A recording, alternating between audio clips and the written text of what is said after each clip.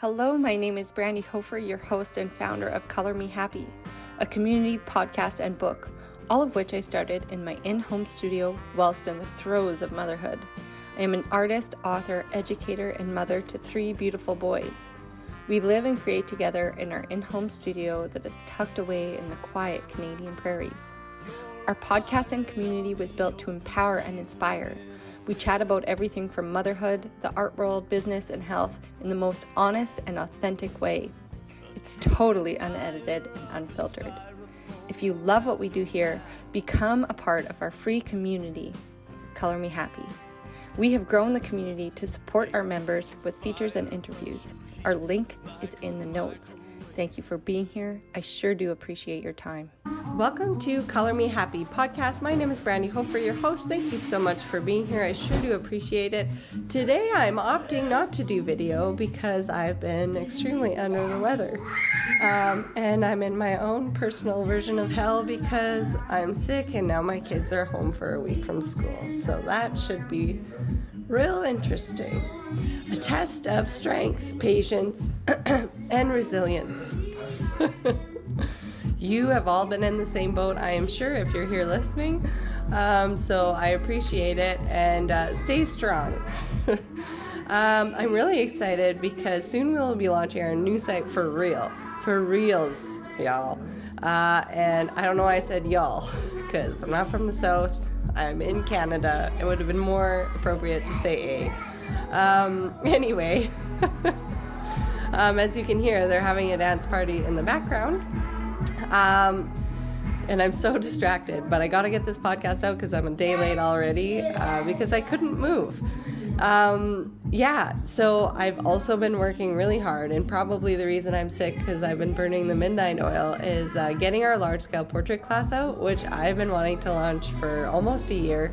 I'm very, very pumped about it. I'm sure you will love it. It has everything you need and probably just a little bit more because I'm just one of those people who crosses their T's and dots their I's, but also put stuff out there in a good way. I'm like, yeah, it's not perfect, but it's ready, but there's more, just in case you didn't think it was perfect.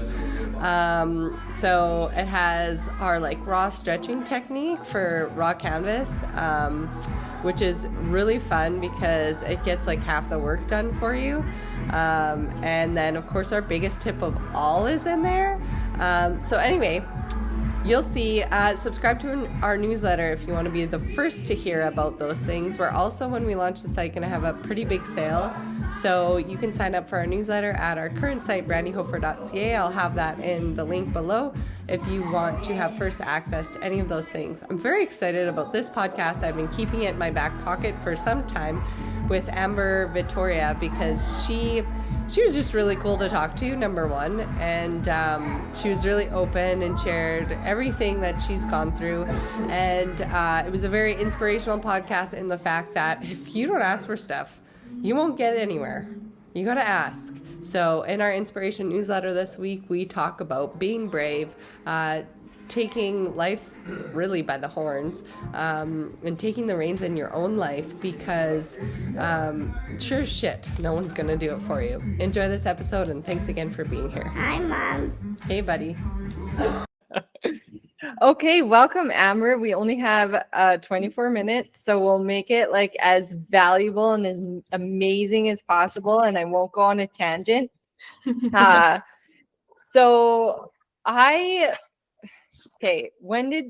love paint playing, and I discovered you a long time ago, and you have lots of followers, so I love paint pulling, and we discovered it by accident by pouring paint on canvas, and then just for the fact that there was a pile of paint, I would have to pull it off.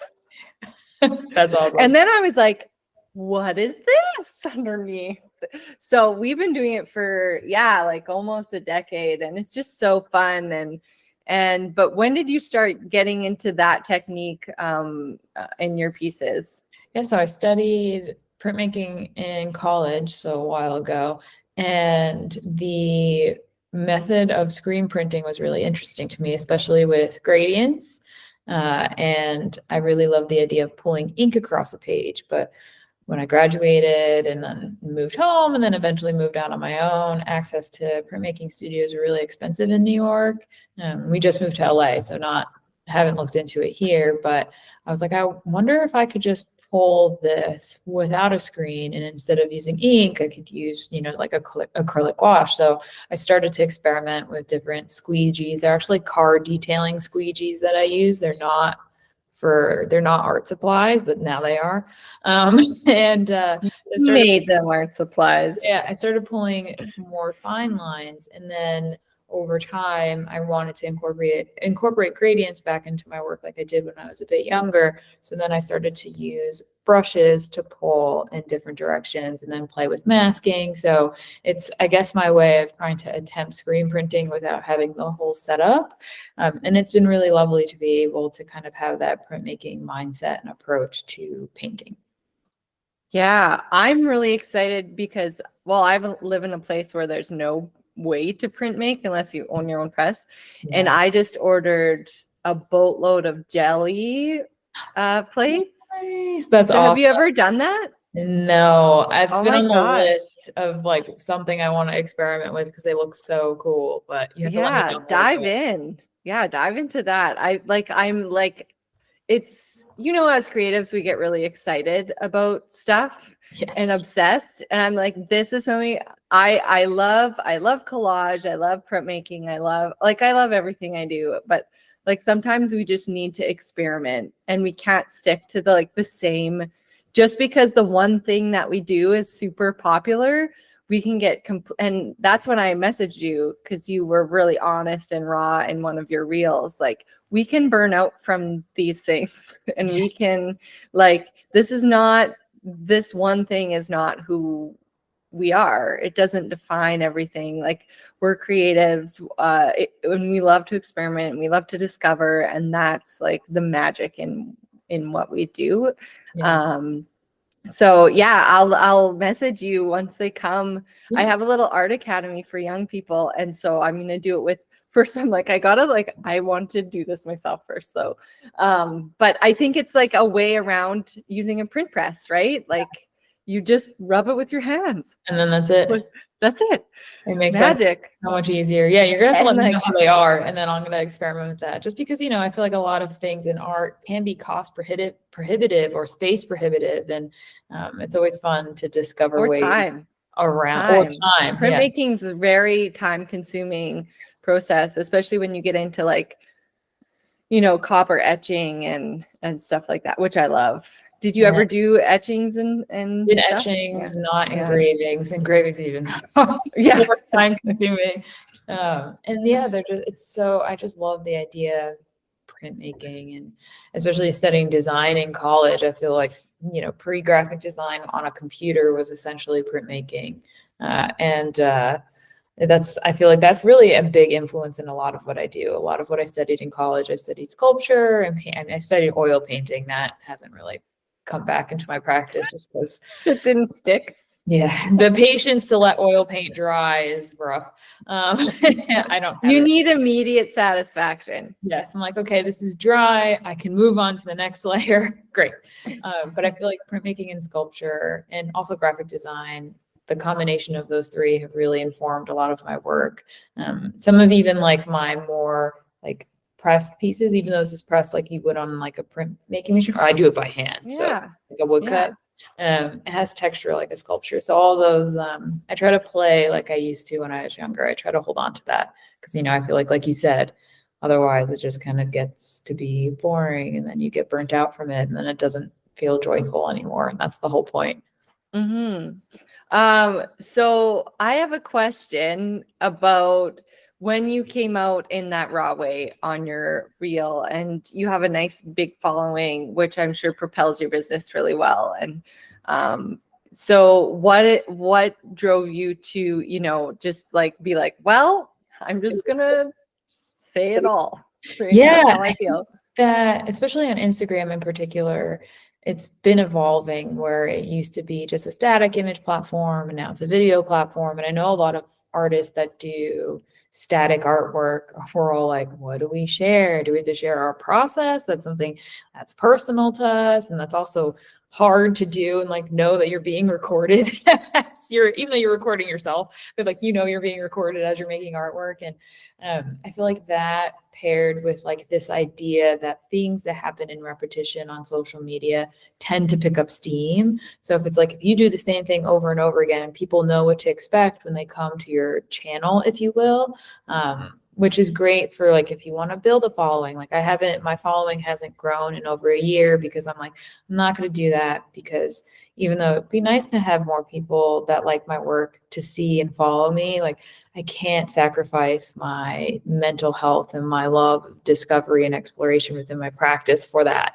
So I figured I'd just, share it. I'm like, I can't be the only one that feels like this. Like this can't be a just a me thing. So sometimes it's easier to just post online, and even people that you don't know will be like, yeah, I'm feeling the same way, because I feel like my friends that are artists, have all felt that in different ways, but it's always nice to know that people outside of your little circle, your little bubble are also feeling similarly. So you're like, oh, at least I feel less alone in this confusion. So that's why I decided to share like the struggle of it. So I was glad that it was pretty well received. And I think, being an artist is just kind of going with the flow. And I don't think any artist would predict going with the flow of a social media platform. But for all the amazing things that social media has brought artists, we're going to have some struggles too.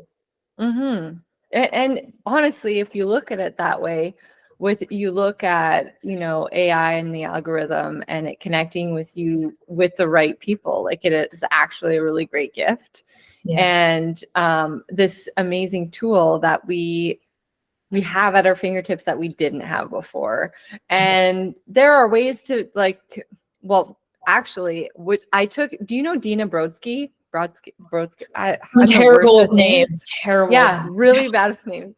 She does like amazing like sketchbook work, and she has like an insane following that keeps on growing because she's like, I didn't fall into this on purpose. I was sleep deprived and my baby wasn't sleeping, and I would stay up till like 3 a.m.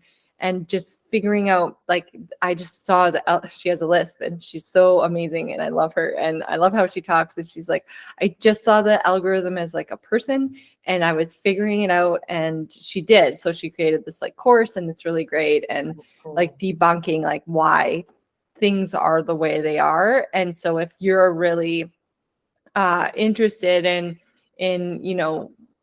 figuring out why Instagram does act the way it does, or TikTok or anything, like she totally debunks it and actually found a Instagram employee.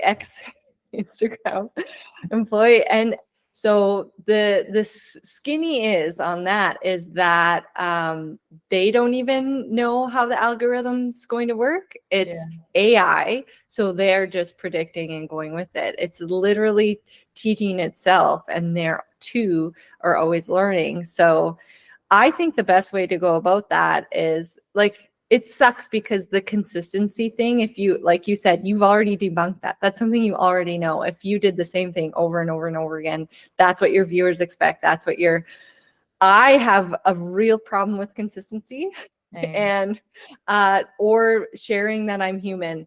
And so I'll never stop. And I think it's more important to be vulnerable and to be honest, and for us and for our viewers, because a big growing and a big following doesn't necessarily mean you're just selling art. Like it really doesn't. Like Dean is like, this is a class for getting viral and a big following. This is not a business course. This is not a, like, she's still the way, actually, the more effective way to sell art and to get someone to join your class or whatever is actually still, if you've built a bit of a following, is still carousel images. I get more interaction on a carousel, and reception doesn't reach as many people, but I get more reception and interaction from a simple carousel of. So if creatives are feeling overwhelmed with what you talked about on your reel and your post, then like you just don't always have to. And Dina does a mix of reels and carousels because her reels still travel around and collect her followers. And then obviously I got geeky into it too. So like That's I awesome. wanted to figure out what she was saying, and she's great. And she messaged back when I messaged, and she came on the podcast, but we ended up only talking about motherhood because we ran out of time, but this was great. I mean, that's okay. So I want to stop talking because we have 12 minutes left. And everyone's heard what I have to say already, maybe. But you've grown some great collaborations and partnerships from your Instagram. So do you want to tell the listeners, because I know they'll love this question, is how you go about collaborations and relationships with bigger brands and stuff like that? So when I first started, I didn't have the following that I do have on social. And I still, to this day, when I do outreach, which I'll talk about in a second, I don't even reference my social media platforms. I'm just like, I am an artist. Do you want to work together? So way back in the day when I was in college, I would reach out to Craigslist ads, which I don't recommend doing now, or just like finding brands in magazines. And this predates Instagram. But once Instagram came about and companies started to post on Instagram, the algorithm is pretty good at the discover page of serving me different like clothing brands and shoe brands and home goods brands that like resonate with me as a person. So I'm like, oh, well, if it resonates with me and aesthetically, I think it might be a fit, because there's some brands that I love that they would never work with me. Just, they have a more monochrome palette, and my palette is every color known to man. And I would just cold outreach, and I send an email introducing myself, why I like the brand, why I would love to work together. And, I'd say like 98% of those emails don't get returns. And especially in the beginning, it's going to take time. But over time, people will reach back out to you, even if it's just for a simple, reel of you making an artwork inspired by their product or their service or whatever. And I still do that to this day. So those smaller projects then got noticed where some larger companies like, oh, that's interesting. Can you do something similar-ish for us? And so it takes a lot of time and a lot of patience, but I'm a firm believer that if you put yourself out there, that it may take time and you have to have patience, which I struggle with, that it'll come back to you. I think over time, the following on social media became a little bit too important. I'm starting to see that become less important though over time, which I think is a great thing. I don't think that just because you have 1 million followers doesn't mean all 1 million people are seeing your work, which is great because you're not trying to have. It's actually 1% is like the funnel. Yeah. It'll test it out. It'll be like 1% of your following. And they're like, do you guys like this? And if they don't, they're like, okay. Yep. And then and then it goes to like 10, and then if they like really love it. But if you have followers who aren't interactive, it will never travel out of your funnel, which I went through and like deleted whatever, which was really, time consuming and annoying. But like, I'm like, I'll never reach, like, that's just not something that will happen for me. But like, I found Instagram used to clear off fakies and they just don't anymore. So anyway, I haven't had Insta problems. But coming back down to what you're saying is real life jobs, real life outreach to real people, and real collaborations and partnerships and brands. There is so much more power in that. And it's a little bit easier to sometimes I DM, like if I can't find an email for a company, and especially if they follow me on Instagram or on Twitter or whatever social media, I'm like, hello, friend. Like that's when I'll send a DM. But usually I'd say like the likelihood of someone seeing an email is slightly higher than someone seeing a direct message. So I usually will do that, but sometimes DMs work too. And like I think that I struggle a lot with like, you're like, oh, I spent all these years trying to, create, a little community around the work that I make, and no one sees stuff. But then at the end of the day, you have to remember, like exactly like you said, like this is a tool for us to be able to connect with people that don't live within, a 10-mile radius or 20-mile radius of where we live. And that's so incredible. So I try to use it more to like connect and chat with people, like how we met, like that's awesome. It's like otherwise the likelihood of us meeting would have been really low without social media. So I try to, whenever I get a little anxious and or sad about it, I'll share because I'm human and it's okay to be those things, but then also try to remind myself and reframe it and be like, no, it's okay that not everyone's seeing your stuff. And some things that I don't think will go viral, if you viral, air quotes, will. And then some things I'm like, this is going to do amazing. Don't. And I think it's just not being precious about, just because something doesn't go viral doesn't mean it doesn't have value and that it's not a good piece of artwork. It just means that, like you said that day, that algorithm or whoever, that 1% of people that saw it, that just wasn't their vibe, and that's okay. Right. And it's hard to remember that. Yeah. And actually, often, you that's put your what work in that. Dina does that. And I reached out to her on Insta, and I reached out to you, and I'm so grateful for, like, that is cool that we can connect as creatives. It's such a great tool. But her whole thing and her whole why she does this is so you spend less time on it.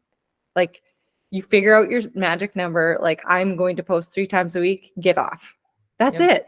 That's it. Like, have your time for it, and then be with your family, be with your partners, be with your kids, like whatever it is in life that you do. Like, the reason why I'm doing this is so you can go on and live real life. I love that. I'm gonna have to check her out. DM me She's her info after. She's the best. Like, that's awesome. I was just talking about to Kristen Zimmerman, and I was like, I don't know why I started a podcast, but it seems to be working out. Like, it's a magical awesome way to meet like really incredible, powerful, creative women doing like these badass things in the world. And it's so cool because your book was just featured right in like Times, like you saw it in Times Square. Was that right? Yeah, that was so I had a book come out. It was my first book of art and poetry, came out in January.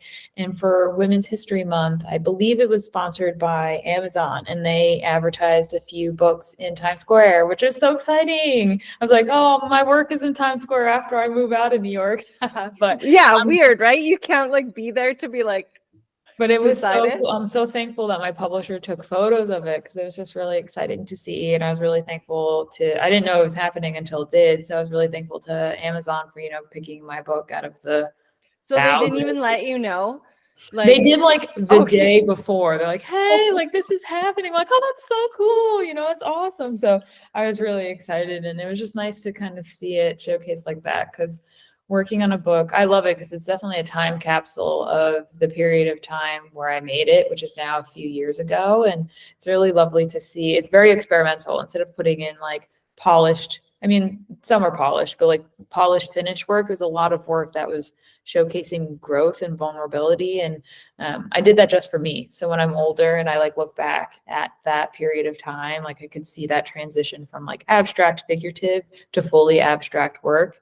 That's really when that happened, when I was making that book. So I love it. I'm really happy and thankful that that even happened for me. Yeah, like things can happen years later and you just like don't know exactly. I think when we follow, like we said, the magic and the intuition, and we come back to that and we don't know why exactly we're doing it, but we do it anyway because we love it. Yep. The good things will follow. I agree. Right? It might be 2 years later. Yeah. And I've noticed that too, which is a little controversial now, but I think over time will be less controversial, is playing with artificial intelligence to create artwork too. And it's been just really fun because like I used to do sculpture and I can't sculpt in our house, and I want to do big sculptures, which then also have environmental impacts, and to be able to just experiment and play and make things that are abstract that look tangible and not has been really fun. And I think, yeah, you always have to lean into that curiosity. And like, even if it doesn't pan out, I've done so many things where I'm like, this could be great. And I do it. I'm like, this is awful. And then you do it, but like, you'll learn something from that experience. So I agree with you. Like just leaning into the magic of, trying something new and experimenting and listening to your inner voice. And it always yields something important, even if it's not something beautiful. Yeah. There's always something to take away. Mm-hmm. In every good or bad experience. We had Jan Arden on, but you're in the US, so you may not know who Jan Arden is. She's like a Canadian songstress, award-winning. And she says, that something good always comes out of something bad. So even if it feels really bad, which things do, always something good will come out of that shitstorm. There's a silver lining in every cloud of a shitstorm, that's for sure. That can be my quote. I love that. I mean, it's so true, and it's hard to see it. Like right now, I feel like a lot of freelancers, myself included, like work is really slow, the economy has slowed down, and I'm just like, what am I? It's like I have all this free time, and I'm trying to find new client work, and I was like, this is the time for me to experiment. I've always wanted to make bracelets. During the pandemic, it was really tough to find any type of bead material to get shipped to you because of supply chain, and now it's better. So I started making like little glass bracelets with my color palette. So I try to, like you said, you try to find that silver lining, and it's like, okay, I'm not getting a lot of client work right now. What have I wanted to do or haven't done because I haven't had the time? Now that I have the time, what can I do to kind of fulfill that space? So I like that. It's hard to see sometimes, but oh my gosh, eventually you'll know. It's hard to see. Oh, one last question. We're so running out of time. Okay. It could be a minute or two. You just partnered with H&M Home, didn't you? Yeah, I did. Talk about that. It was so fun. So I worked on that a little over a year ago, and it came out like 2 months ago now.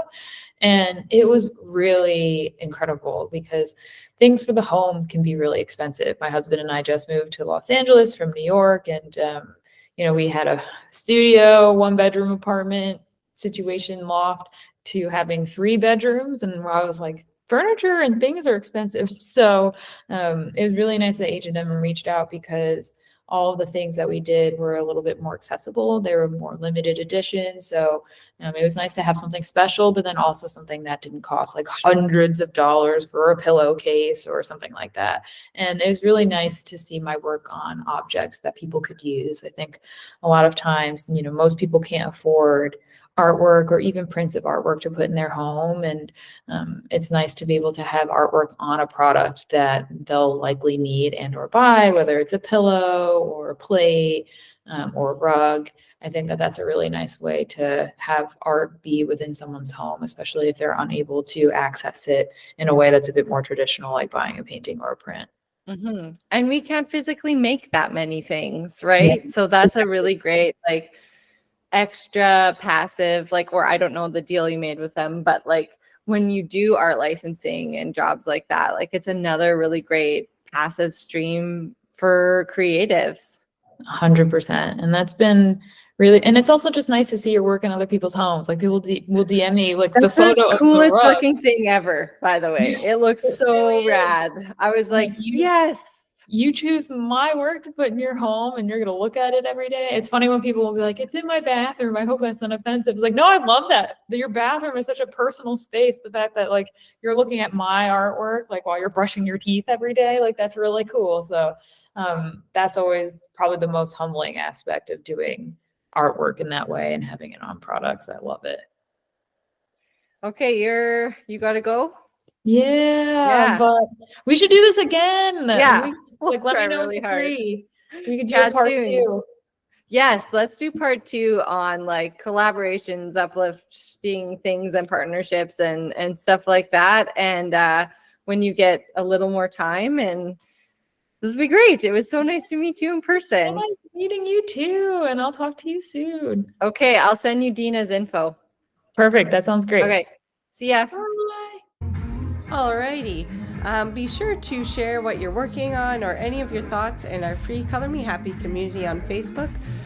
It is a wonderful place where we uplift one another, and it's just a fun place to be. So we hope to see you there.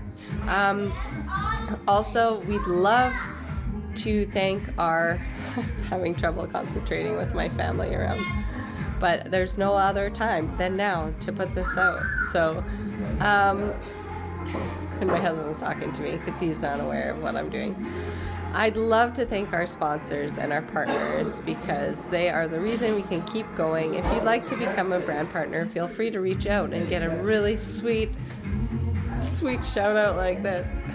No, we partner with our brands in different ways, in terms of like social media and then getting out in the community and working together. Organic, wonderful, good feeling features. For example, BioClean Lloydminster. They came and helped us wash our mural wall, and they saved us actually in a very big time of need, which is what they do really for people, because obviously if your basement floods with sewage, you're feeling pretty low. So they not only help you in your like most vulnerable state and time of need, they are kind about it, which we don't get every day in the industry of service. So we have wonderful, wonderful partners and relationships. So if that sounds like you, I would love to speak with you, and we can chat more about growing community and impacting community. That's really what it's about, and expanding beyond yourself. That's actually that's what you're all ready to do if you just listen to this episode. So thank you so much for being here. I'd also like to thank our other partners, Red Bicycle Communications, BioClean, Disaster Services, which I already said, Oasis Hot Yoga, and Spin Studio, which we just had a workshop with. So like I said, our partnerships look really different and unique for each person and each company. And Nouveau Laser and Aesthetic Center. And I think I got them all. But my brain's, to be honest, a bit foggy. So stay well out there and get through this week. We'll chat with you all soon. If you're looking for some time for yourself to relax, release, and unwind, Oasis has the perfect space for you. They offer yoga and spin classes of all levels. Whether you are a beginner or advanced student, Oasis thrives on accommodating all aspects of the practice. Let their serene environment and gracious staff help you in your journey of peace, healing, and strength. Sign up online at www.oasishotyogastudio.com or by downloading the Oasis Hot Yoga Studio app. Feel like yourself. You deserve it.